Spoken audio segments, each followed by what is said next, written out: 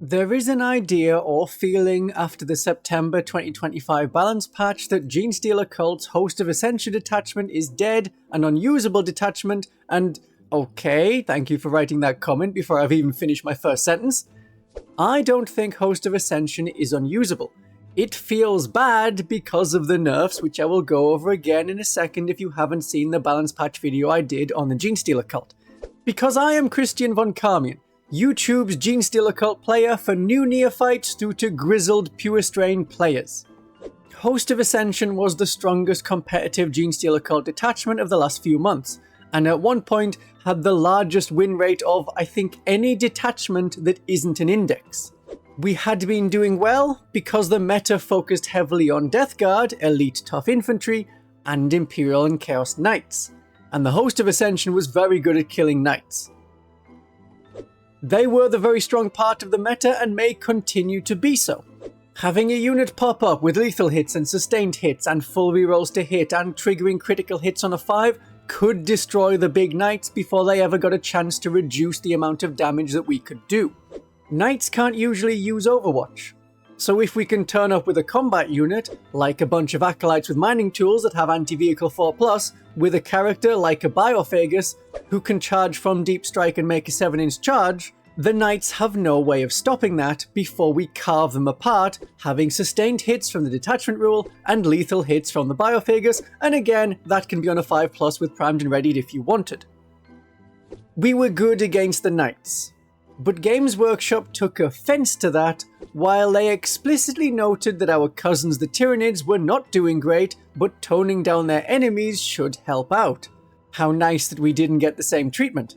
Just before the balance patch came out, Host of Ascension, Final Day and Outlander Claw were doing well, but Host of Ascension had the fewest counters because we pop up, hurt the enemy, and leave when threatened with the previous Return to the Shadow stratagem. It was a very good tactic in tournaments to turn up, kill the enemy, and then score big in the last turn or last 2 turns when there's no one to oppose you, potentially picking up challenger cards as we go. So Games Workshop hit us with nerfs. They messed with the song. This is the song. 'Cause a good song never dies. It just reminds you of where you were the first time it made you cry, the first time you felt alive. No, a good song never. No, a good song never. The first time it made you cry, the first time you felt alive. No, a good song never dies. So they've messed with the Ridge Runner because they increased its points. We still have sustained hits and ignore cover. We still have the option to have lethal hits on the Primus or any other character when coming from reserves, but the Primus no longer gives full rerolls to hit. So if you don't get those critical hits the first time, +1 to hit isn't having a critical hit. You check for critical hits before applying modifiers. So an autogun that's rolled a 4, that's still a hit. It doesn't become a 5 even if you get critical hits on a 5. It all depends on what the dice show. A dice showing a 5 is a critical 5. A dice showing a 4, even with +1 to hit, is not a critical 5. Primed and Readied is a stratagem that now costs 2 command points. 2 command points can sometimes mean that a stratagem becomes, oh, I'm never going to use this. How many times have you used the 2 command point coordinated trap? So you'd pop up, do the combo, then when the enemy tries to shoot you, you would disappear with Return of the Shadows. Return to the Shadows has also changed. It's no longer used in response to an enemy unit shooting you, it is used at the end of their fight phase if your unit is not in engagement range, much the same as any other Return to Reserve stratagem. So the enemy can shoot you, and shoot you again, and can wipe out the unit with shooting. While we previously could avoid damage from more than one unit, now we just have to survive to the end of the enemy fight phase, and then hope there's no enemies in engagement range. One or the other of the penalties to the Primus or Primed and Readied would have been fine with me. I prefer fewer rerolls in the game, excepting charge rolls, because that was something that seemed promised at the start of the edition. But losing that on the Primus hurts a lot of detachments beyond the Host of Ascension. I'll explain that more at the end of this video. I am okay with 2 command points primed and readied. I was expecting that and nothing else, as a 5+ lethal and sustained with full rerolls is nasty, and there is not a lot that enemies can do about that. Both nerfs and penalties to return the shadows and points up on the Ridge Runner, that may be overdoing it. While I have played Host of Ascension competitively, I usually play Xenocreed in my more casual games. Now that the host has been nerfed, I may switch them around, like Games Workshop is challenging me to be good. When the Codex came out and Outlander Claw seemed to be the best, I tried to make Xenocreed work. That was my go-to basic detachment, as you may see almost any time I'm playing Genestealer Cult generally. And you have to remember that you are talking to the player who tried to make metamorphs work. In the Index metamorphs, whose points did not compare favourably to pure strain Genestealers or demo charge acolytes. If there was a fun bladed cog detachment coming, I may switch to that as my general go-to. My Genestealer Cult have a big AdMech influence, but otherwise I may main Host of Ascension for a while. Especially since any detachments coming seem to have been delayed and may not arrive until Christmas. So why? Why would I pick Host of Ascension? Why would I keep going with that when my audience does not want to do that? What is still good in Host of Ascension? The detachment rule lets you ignore cover. There is a lot of cover on most tables. That's the difference between Imperial Guardsmen having a 4+ save and a 5+ save. It's the difference between Votan and Tau having a 3+ save or a 4+ save. Ignoring cover can be very important. And if you ever have AP -1, the benefit of cover would get rid of that good thing that we need to get through armor. This detachment can take out big creatures, big monsters. It still has the capacity to do that. And if we ever get charged by an enemy that has not many wounds left, we have a deadly snare that causes mortal wounds. It's not guaranteed to work, but it's great for finishing off units that could otherwise tie up our neophytes before we can return to the shadows. And we still have Return to the Shadows. We have that down and up stratagem. We go back underground, we come back out, our detachment rule works again, a chink in their armor works again. Many other detachments work by flooding the board with so many units to shoot that the enemy gets overwhelmed.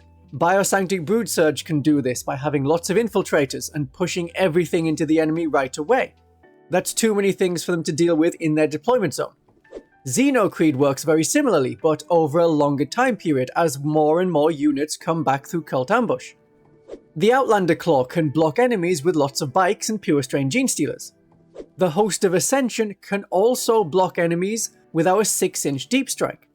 Deep Strike 20 neophytes in front of the enemy, get them on an objective. Stop the enemy from moving any further forward until they've gone through those neophytes. And all the while, the rest of your army can be scoring victory points and continuing to kill enemy units.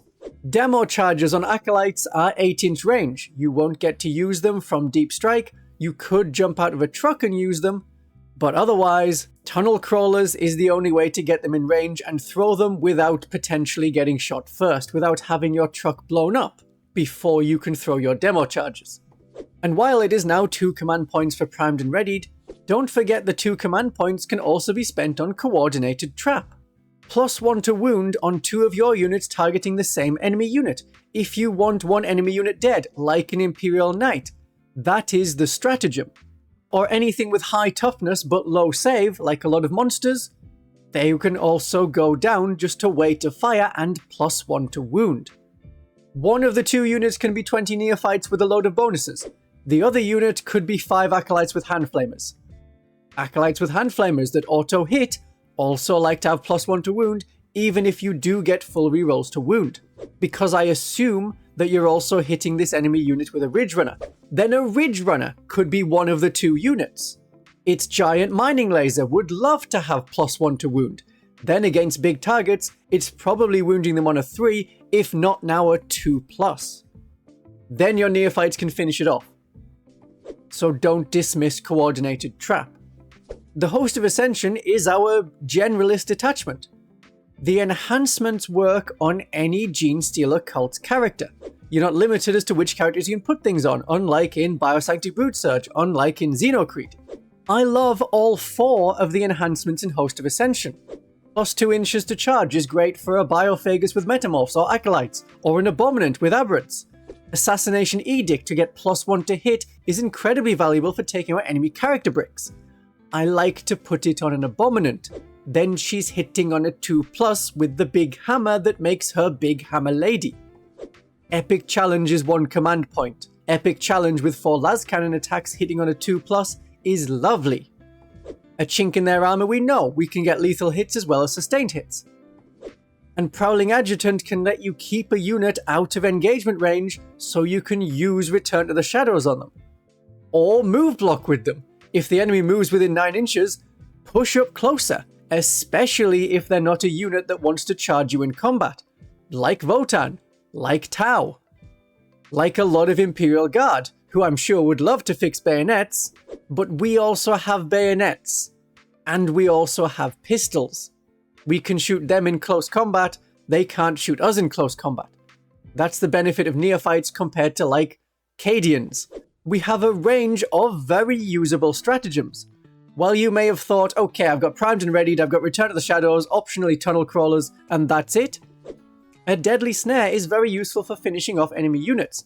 Tunnel Crawlers can block enemies, or get you into a space on the board where the enemy thought they had blocked you out. We know Primed and Readied is good. We know Coordinated Trap can be good. Return to the Shadows gets you back into reserve to use the Detachment rule again. Lying in Wait is okay. It can only be used on battle line units, but if you can rapid ingress a unit into a place, and that's inconvenient for the enemy, let's go. A very similar stratagem, the Downtrodden Rise, is now in the Xenocreed with a similar sort of ability, although that's anywhere on the board, and 6 inches away, that costs 2 command points. Lying in Wait costs 1 command point. Despite the loss of challenger cards in Games Workshop run tournaments, and maybe other tournaments as well, killing the enemy and scoring lots of victory points in turn 4 and turn 5 is still a big tactic of this detachment. Your neophytes can score primary and secondary. Your infiltrating characters can do the same, units like the Reductus Saboteur. But we focus on destroying the enemy, then they can't score victory points, especially if we go first. And you can discard a secondary mission in turn 1, so you're not going to score it. But that's fine, you will get more victory points later, and it gets you a command point now for turn 2 and turn 3, and that can convert a, oh, I used to only have 1 command point for primed and readied, now I have 2 command points, I can still use primed and readied. Among all the changes and the nerfs and the penalties to the Genestealer Cult, there was a points drop on several units. I gained 70 points on my previous 2000 point Host of Ascension army. That is enough for another squad of 5 acolytes without changing anything around. But I am going to change things around. My army list is going to change, and I now will have a Nexus with a chink in their armor. They'll be leading 20 neophytes. Primus, maybe optional. The Nexus's ability means that once per battle round, your stratagems will cost 1 command point fewer, so primed and readied can once again cost 1 command point. This is still a good combo, but the lack of rerolls really does hurt. You can't one-shot a big knight, but with a bit of support from a Ridge Runner for the extra armor penetration, you can do a lot of damage. The Nexus is 20 points cheaper than the Primus and 20 neophytes. Ooh, you can do 0 command points tunnel crawlers. It's not massive damage, but you get in the way of the enemy, make objectives harder to take, and use a plan generations in the making if you stick around for a turn on the objective. Or free rapid ingress onto the objective to sticky it in your coming turn, and shoot in your coming turn, and you still get the detachment rule and a chink in their armor because they work from the time you arrive until the end of your Genestealer Cult fight phase. So if you turn up in the enemy turn, your bonuses will last through to the end of your coming turn. With a change to Return to the Shadows, you can focus on the flanks a bit more. Shoot enemies on one flank, Return to the Shadows to get out of there, and then drop down somewhere else, which reactivates a chink in their armor and the detachment rule. We used to do this a lot in the Index with a Nexus. Potentially, if you're going second, you could use Primed and Readied or Coordinated Trap on your turn 2, and then Return to the Shadows for free in the enemy turn 3. Or if the enemy was going to charge you to stop you from leaving, you have a free Deadly Snare to cause a few mortal wounds. The Nexus is limited to 1 use army-wide per battle round. If you're looking for that particular rules change compared to what's written in the Codex, that is not in a balance patch, that is in an FAQ. just to be extra confusing for people looking for rules. 10 metamorphs with a Biophagus and Our Time Is Nigh is also 20 points cheaper.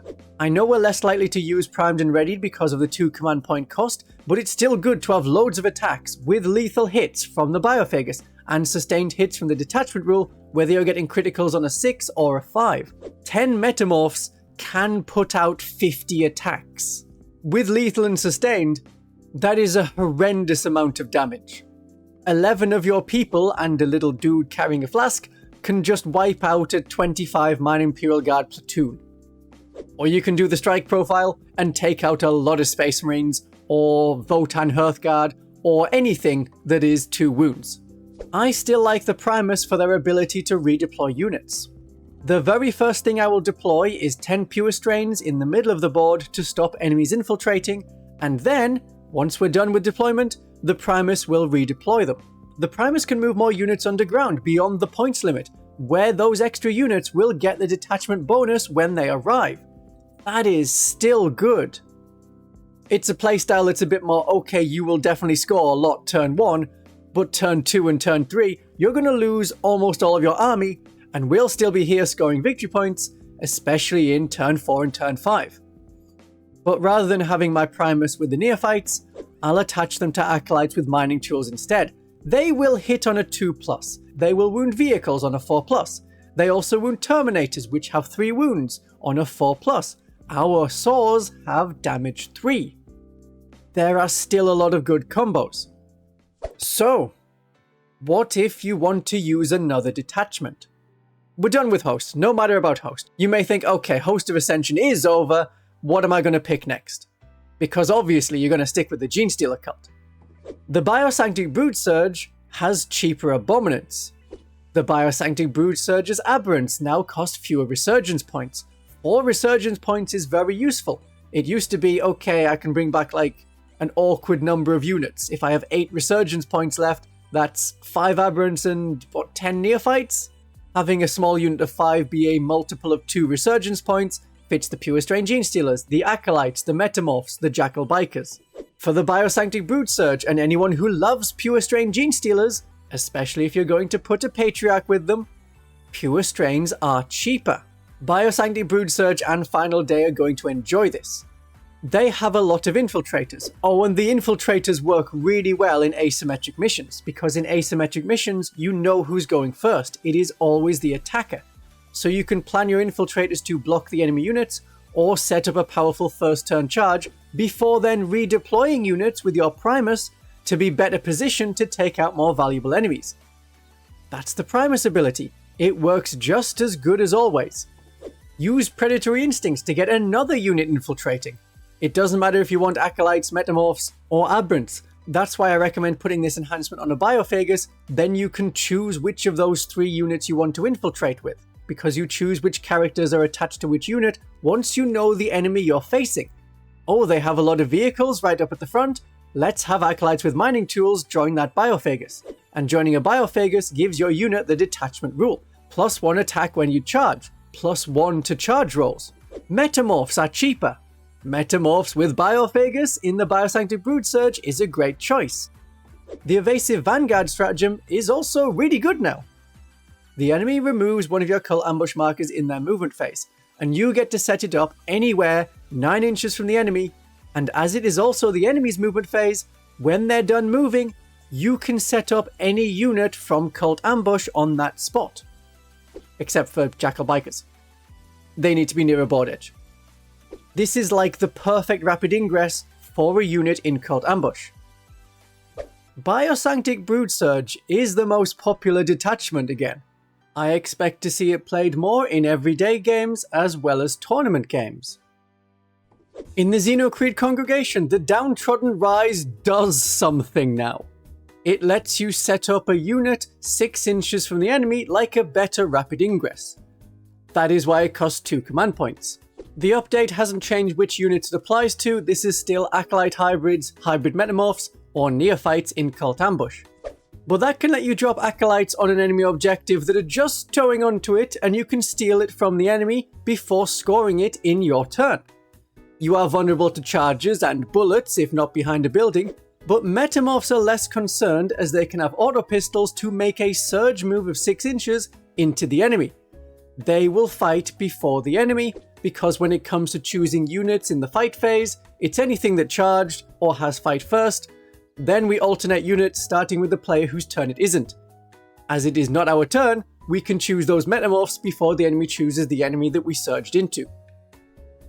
And Metamorphs are cheaper, a very big part of the Xenocreed Congregation.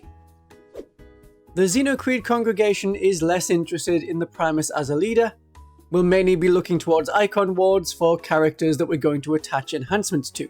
But remember that in the Xenocreed Congregation's detachment rule, acolytes, neophytes, and metamorphs led by any character can re-roll their advance rolls and their charge rolls. The +1 to hit that the Primus now provides is also something that can be gained through Frenzied Devotion or the Denunciator of Tyrants when attacking character units, which are rather common. The Outlander Claw unfortunately has more expensive squads of 5 bikers and the Ridge Runners. There's an update to the Shadowed Trails. It helps any unit, not just Atalan Jackals. But it's best for them because they have to come on near a cult ambush marker.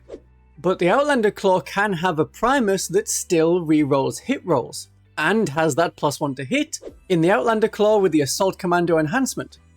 That gives you your re-rolls.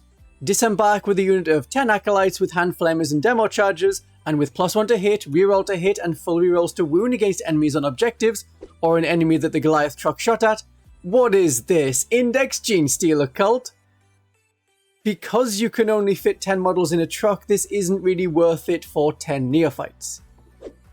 But don't forget the Flamer Acolyte's claws. They won't get the rerolls to hit rolls, but they're still very punchy and will hit on a 2+ with the Primus, and have full rerolls to wound against enemies on objectives.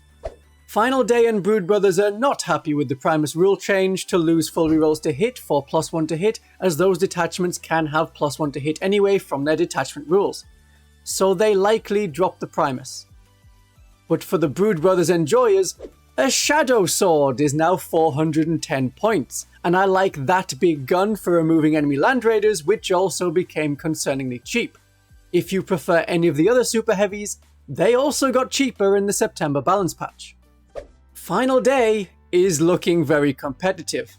You get +1 to hit without the Primus. You have very good Pure Strains that can fully reroll wound rolls, which are devastating with a Patriarch. The Genestealer Cult units cause damage, while the Tyrannid units support and complete primary and secondary missions with Gargoyles and Lictors. But don't give up on the Host of Ascension. I've played 2 games with new host in the week since the balance patch leaked. I won 1 game and lost 1 game. And that loss was more due to unusually bad dice rolls and absurdly good dice rolls from my opponent. No one should pass that many 6+ feel no pain saves.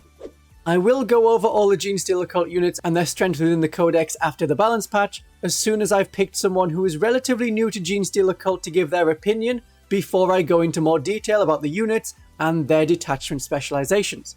That's a good way to introduce everyone to the units and take players like you to a higher level. But since Biosanctic Broodsurge is the most popular, why not take a look at how you use the Biosanctic Broodsurge? That video still holds up very well in the current meta. My darlings and viewers, have a great day of 40k.